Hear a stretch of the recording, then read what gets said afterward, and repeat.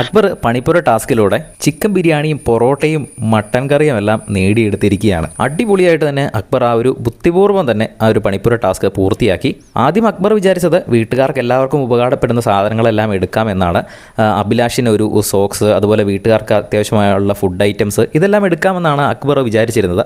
അന്നേരം തന്നെ big boss announce ചെയ്തു, അക്ബറെ മനസ്സിലിരിപ്പൊക്കെ കൊള്ളാം, പക്ഷേ അക്ബറിൻ്റെ സാധനങ്ങൾ മാത്രമാണ് ഞങ്ങൾ പണിപ്പുരയിൽ വെച്ചിട്ടുള്ളൂ എന്ന് ബിഗ് ബോസ് പറയുന്നു. ആ കൂട്ടത്തിൽ തന്നെ അക്ബറിനോട് ഒരു കാര്യം പറയുന്നു, അക്ബറെ ഇടിമിന്നൽ പേടിയൊന്നും ഇല്ലല്ലോ അല്ലേ, അതുപോലത്തെ ഒരു സംഭവം ഞങ്ങൾ പണിപ്പുരയിൽ സെറ്റ് ചെയ്തിട്ടുണ്ട് എന്ന് പറയുന്നു. അക്ബർ രണ്ടും കൽപ്പിച്ച് തന്നെ ടാസ്ക് ചെയ്യാൻ വേണ്ടി പോകുന്നു.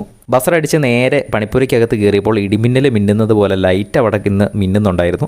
പിന്നെ നേരെ അവിടെ ഒരു ടേബിളുണ്ട്. ടേബിളിൽ കുറച്ച് പിങ്ക് ഗിഫ്റ്റ് പേപ്പറിൽ പൊതിഞ്ഞ കുറച്ച് ബോക്സുകൾ ടേബിളിൽ വെച്ചിട്ടുണ്ടായിരുന്നു. അക്ബർ നേരെ ഓടി ചെന്ന് അതിൻ്റെ അകത്ത് നിന്ന് കുറച്ച് വാരിയെടുത്ത് നേരെ പുറത്തെ ഉള്ള ബാസ്ക്കറ്റിൽ കൊണ്ടിടുന്നു. സമയം ഇനിയും ബാക്കിയുണ്ടായിരുന്നു, പക്ഷേ അക്ബർ വേറൊന്നും നോക്കിയില്ല. അക്ബർ ബോക്സുകൾ എടുത്ത് ബാസ്ക്കറ്റിൽ കൊണ്ടിട്ട ശേഷം പുറത്ത് തന്നെ വെയിറ്റ് ചെയ്ത് നിന്നു. വേറെ ഒന്നും എടുക്കാൻ തന്നെ അകത്തേക്ക് പോയില്ല.